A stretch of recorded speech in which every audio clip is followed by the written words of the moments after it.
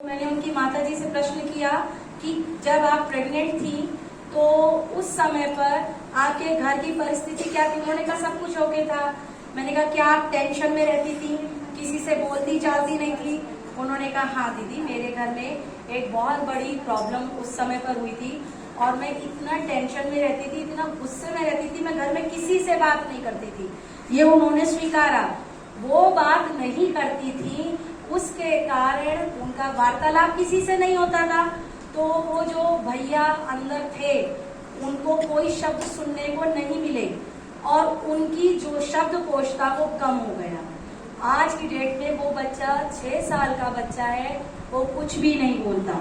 6.5 साल का बच्चा वो बहुत कम शब्द बोलता है, उतना ही जितना उसको काम के लिए जरूरत होती है। दे दो, ले लो कॉपी, ये नहीं कि दीदी कॉपी दे दीजिए, बस ले लो दे दो, ये करते हैं। तो ये चीजों पर हम लोगों को फोकस करना है कि शब्द का जो भंडारण है वो कैसे हम बढ़ाएं। भैया बहनों का शब्दकोश कैसे हमें बढ़ाना है, वो किसके द्वारा होगा, हमारा वार्तालाप के द्वारा।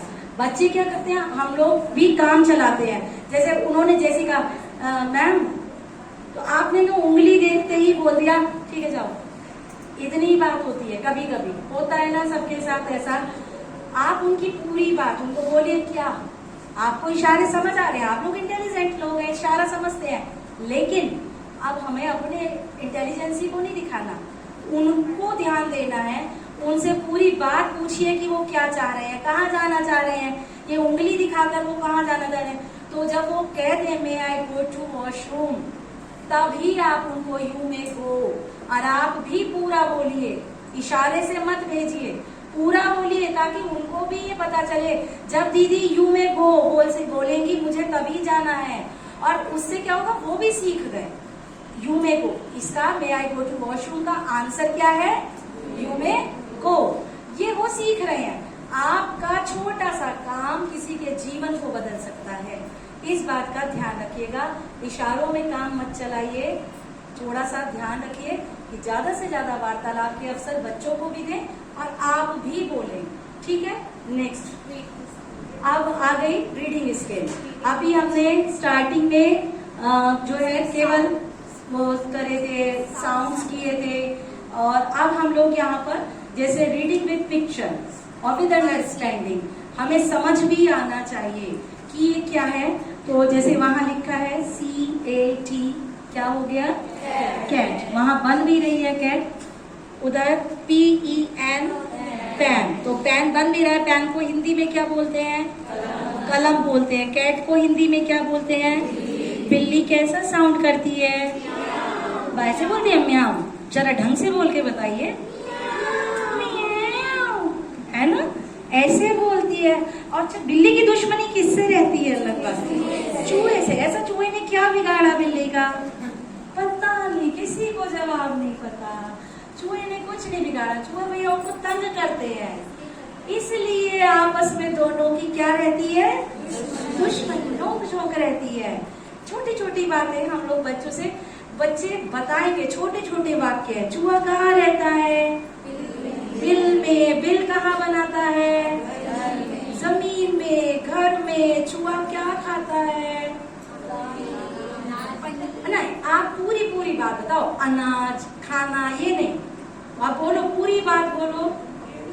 चूहा अनाज खाता है, चूहा गेहूं खाता है। पूरा वाक्य बच्चों को अब बोलना सिखाना है। सेकेंड मंथ है, पूरा वाक्य बोलना सिखाना है। ठीक है, रीडिंग। और अब आ गई, हाँ दीदी कुछ बोल रही है। चूहे कपड़े भी काटते हैं, हमारी दीदी की कोई साड़ी जरूर काटी होगी, इसीलिए दीदी बता रही है ये बात अनुभव से। जब अनुभव होता है तभी भैया बहन शेयर करते हैं, बड़ी अच्छी अच्छी बातें बताते हैं। दीदी पता है हमारे घर में तो पापा जी की धोती काट दी थी, है ना। तो बहुत नई नई चीजें बताएंगे। फिर राइटिंग में क्या कराएंगे, अब आप कलर, चौक, कुछ भी, जो बच्चा प्रॉपर जब पेंसिल होल्ड करना सीख जाता है तो वो हर चीज को होल्ड कर सकता है। तो आप उनको इनिशिएटिव देंगे कि वो बोर्ड पे आप चौक दे दीजिए और आप उनको बोलिए बेटा मैं आपको लेटर्स बोलती हूँ या वर्ड्स बोलती हूँ, आप बोर्ड पर लिखिए। उससे उनकी हैंडराइटिंग भी इम्प्रूव होगी, अपने अंदर एक सेल्फ कॉन्फिडेंस भी आता है बच्चे के, वो इनिशिएटिव लेना सीख जाते हैं। ये था आपका writing skill for second month. अब ये सेकंड मंथ के भी सातों कंप्लीट हो गए। अब कौन ऐसे हैं जिनको अभी तक की मेरी कोई बात समझ नहीं आई? कोई बात बिल्कुल निसंकोच होकर बोलिएगा, क्योंकि मैं सिखाऊं और आप ना सीखें, गीता दीदी सिखाएं और आप ना सीखें तो ये हमारा फेलियर है। अगर बच्चे को बात समझ नहीं आ रही तो ये बच्चे का दोष नहीं होता, ये टीचर का दोष होता है। तो अगर आपको मेरी बात कोई भी समझ नहीं आई, आप मुझसे दोबारा पूछ सकते हैं। पहले महीने में हमने क्या कराना है, सेकंड मंथ में क्या कराना है, और इसी तरीके से अब तीसरे महीने में हम लोग थोड़ा स्पीडली बहुत जल्दी जल्दी बताएंगे कि आपको कौन से उसमें क्या कराना है। आयुष, फर्स्ट मंथ में हमने बच्चे को रूटीन एंड रूल्स में क्या समझाया था, आप लोग मुझे बताएंगे? फर्स्ट मंथ में। सेकेंड में फिर हमने दूर का देखना, वो साथ। थर्ड मंथ में हम अपने बच्चे को bad touch and good touch के बारे में बताएंगे कि बैड टच क्या होता है, गुड टच क्या होता है। मोस्ट प्रोबेबली हमें ये चीजें गर्ल्स के सामने ज्यादा रखनी चाहिए। ये था आपका रूटीन एंड रूल्स में। इसके बाद अब आपका बच्चा सीख चुका है, तो अब उनको पार्टिसिपेट करना है एक्टिविटीज में। आप ज्यादा से ज्यादा क्लास में एक्टिविटीज कराइए और देखिए कि आपका बच्चा पार्टिसिपेट करने के लिए कितना रेडी है उनमें। आपको उनके अंदर एक पार्टिसिपेशन की फीलिंग लानी है। उसके बाद जो कॉन्फ्लिक्ट्स होते हैं क्लास में, मान लीजिए आप क्लास में नहीं है और किसी बच्चे ने किसी की इरेजर ले लिया, कुछ ले लिया, वो टीचर का वेट करते हैं। यहाँ उन्हें टीचर का वेट नहीं करके उन्हें रिजॉल्व करना है कॉन्फ्लिक्ट्स को, उनको उन कॉन्फ्लिक्ट्स को सॉल्व करना है। आपको उनको एक ऐसा एटमॉस्फेयर देना है कि वो उस चीज को प्रॉपर्ली कर पाए। और उसके बाद कि वो मल्टीपल इंस्ट्रक्शंस को भी फॉलो कर पाए। पहले क्या था कि आपने बच्चे को बोला बेटा डू योर वर्क, उन्होंने कर लिया। सेकेंड में आपने बोला right your work properly, right your work neat and cleanly. Third आप बोलेंगे do your work and learn by yourself. तो यहाँ मल्टीपल इंस्ट्रक्शंस हो गया कि पहले आप सिर्फ बच्चों को लिखवा रहे थे, अब आप क्या करा रहे हैं, लिखवा भी रहे हैं और उनकी राइटिंग पे ध्यान दे रहे हैं। थर्ड मंथ में आप लिखवा भी रहे हैं, राइटिंग पे भी ध्यान दे रहे हैं और उनको लर्न करने के लिए भी बोल रहे हैं। ये आपका रूटीन एंड रूल्स का थर्ड मंथ कंप्लीट हो गया। इसके बाद आपका फिर आउटडोर प्ले एक्टिविटीज आता है थर्ड मंथ में। फर्स्ट मंथ में आपने जो स्ट्रेट चलना सीखा, सेकेंड में आपने कर्व चलना सीखा, थर्ड में आपने सर्कल पर चलना सीखा।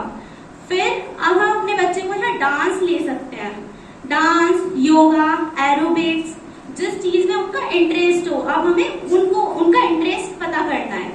पहले हमने जो सिखाना था हम सिखा चुके, अब हमें उनका इंटरेस्ट लेना है कि किस किस चीज में उनका इंटरेस्ट है और उन्हें हमें उन एक्टिविटीज में ही निकालना है। ये आपका आउटडोर प्ले एक्टिविटीज थी। फिर थर्ड आता है आपका creativity, art and creativity. Art में पहले हमने टीयर एंड पेस्ट करा दिया, उसके बाद में आपने फ्री हैंड करा दिया। अब आपका जो थर्ड मंथ आता है उसमें आपको join the dots and colour the pictures. आप डॉट्स बना के दे देंगे, अब बच्चा खुद बनाएगा उनसे। आप जॉइन दी डॉट्स देके और उसमें फिर वो कलर करेंगे according to the picture. And आप थर्ड मंथ में बच्चे को सीजर का यूज सिखाएंगे, how to cut the paper with the help of scissor. Third month में आप उनको सीजर भी यूज कराएंगे। उसके बाद थर्ड मंथ में आप बच्चे का कोलाज, थर्ड मंथ जो होता है फर्स्ट सेकेंड में आपने सिखा दिया, थर्ड मंथ में आपको मान लीजिए सन दिया है, इसको आपको बच्चे को बोलना है कि इसको आपको कोलाज प्रिपेयर करना है इसका, तो वो करेंगे। इसके बाद फोर्थ मंथ में आती है आपकी numeracy and skills. Third month में numeracy skills and environmental awareness, ये आपकी फोर्थ हेडिंग है। इसमें आपने नंबर सिखा दिया, उनको अरेंज करना सिखा दिया। अब हम सिखाएंगे असेंडिंग एंड डिसेंडिंग ऑर्डर। तो आप दो दीदी आ जाइए कोई भी, और आप उनको असेंडिंग और डिसेंडिंग ऑर्डर में रख के दिखा दीजिए। नहीं आई है वो आएंगी, जो दीदी अभी तक नहीं आई। जी जी दीदी, वेरी नाइस वेरी नाइस। हाँ, आरती जी भी छुपी बैठी हैं जी। हाँ, ये आपके पास बैम्बू है कुछ, इसको इस पे नंबर्स हैं, इनको असेंडिंग ऑर्डर में लगाइए, फिर डिसेंडिंग ऑर्डर में लगाइए।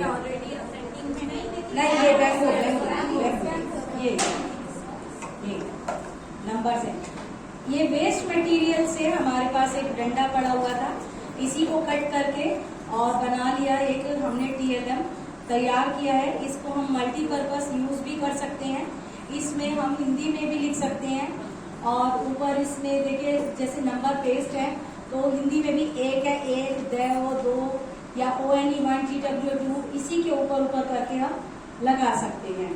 तो कई चीजें बच्चों को सीखने को मिलेगी। ये दीदी लगा रही हैं असेंडिंग ऑर्डर में, आप दीदी लगाएंगी डिसेंडिंग ऑर्डर में दीदी इस तरह।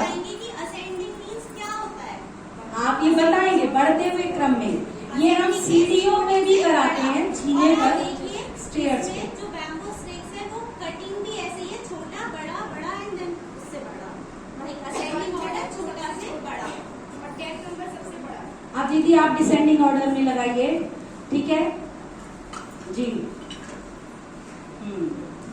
बोलो भाई मुंह से, चलिए चलिए आप लोग भाई एक गिनती वो कविता है ना, एक बड़े राजा का बेटा है ना, चलिए शुरू हो जाइए।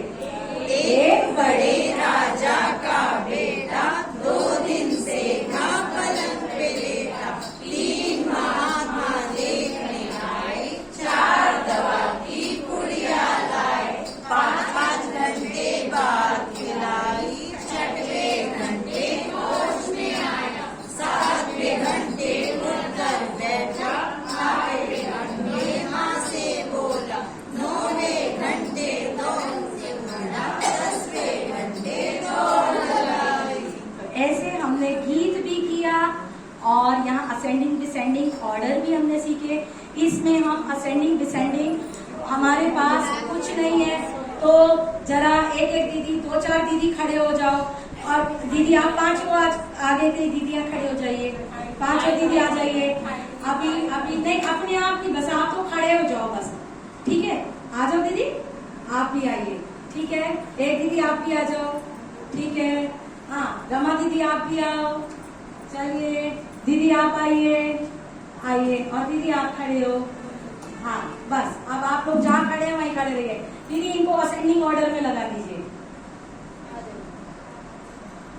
हाँ अपने आप कोई नहीं आएगा, ये अपना ही दीदी, हाँ जहाँ वो कहे वहीं पे, बाकी खड़े रहना। जी दीदी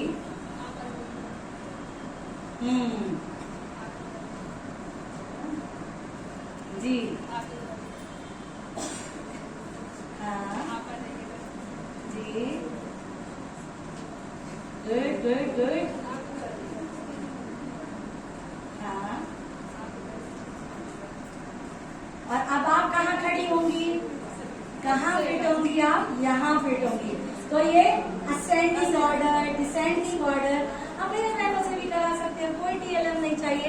चलिए दीदी थैंक यू, बैठिए आप लोग जी। नेक्स्ट आयुषी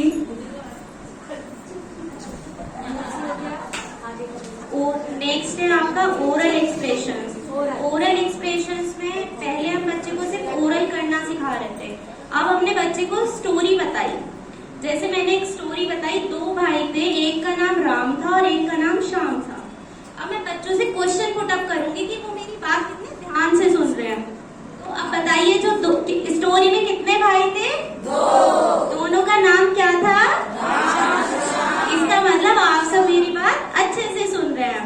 तो यही ओरल में हमें ये भी देखना है, क्योंकि जब हम ओरल कराते हैं तो बच्चा इधर उधर भी देखता रहता है।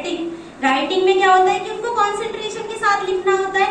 ओरल में जब आप क्वेश्चन पुट अप करेंगे तो नेक्स्ट टाइम से जो नहीं सुन रहा होगा वो भी सुनेगा, क्योंकि मैम मुझसे क्वेश्चन पुट अप कर सकती है इसलिए।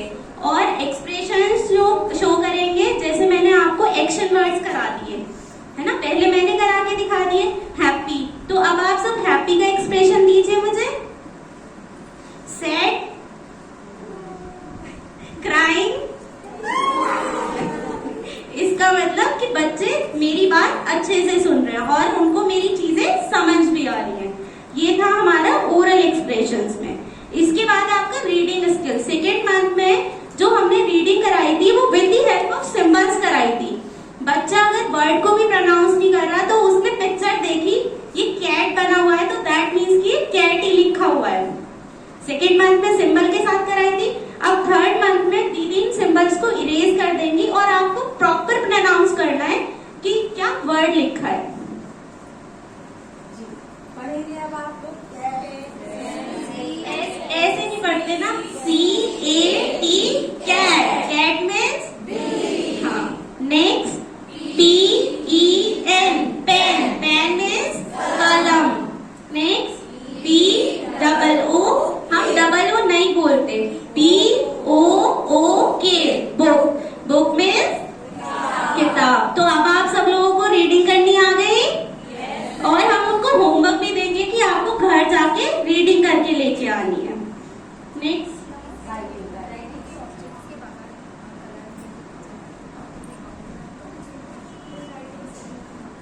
अब नेक्स्ट आया आपका राइटिंग स्किल।